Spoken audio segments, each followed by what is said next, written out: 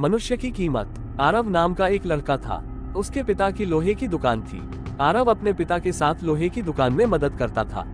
एक दिन उसने अपने पिता से पूछा कि पिताजी, इस दुनिया में मनुष्य की कीमत क्या होती है। अपने छोटे से बच्चे के इस सवाल से पिताजी हैरान रह गए। वो सोचने लगे कि आखिर इस बालक को ऐसा सवाल क्यों हुआ। पिताजी ने अपने बेटे को कहा कि बेटा, किसी भी मनुष्य की कीमत को आंकना बहुत ही मुश्किल होता है, क्योंकि उसकी कीमत अनमोल होती है। बेटे ने पूछा, वह कैसे पिताजी? अगर सभी मनुष्य की कीमत अनमोल होती है तो फिर कोई अमीर तो फिर कोई गरीब क्यों होता है? किसी को कम रिस्पेक्ट मिलती है तो किसी को ज्यादा क्यों मिलती है?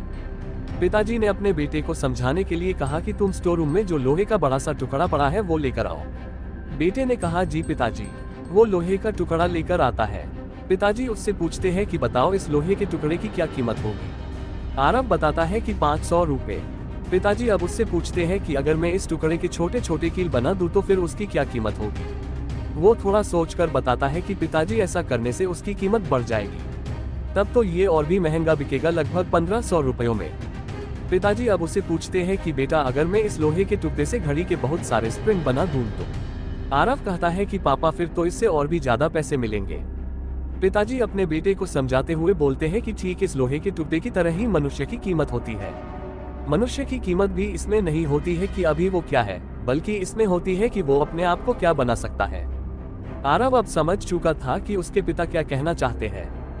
हम भी अपनी कीमत आंकने में कई बार गलती कर देते हैं। हम अपने प्रेजेंट स्टेटस को देखकर अपने आप को वैल्यूलेस और मीनिंगलेस मानने लगते हैं। हम ये नहीं सोचते हैं कि हम अपने आप को क्या बना सकते हैं और हम अभी क्या है उससे अपने आप की कीमत आंक लेते हैं। हमें हमेशा अपने आप को इम्प्रूव करते रहना चाहिए और अपनी सही कीमत प्राप्त करने की दिशा में आगे बढ़ते रहना चाहिए।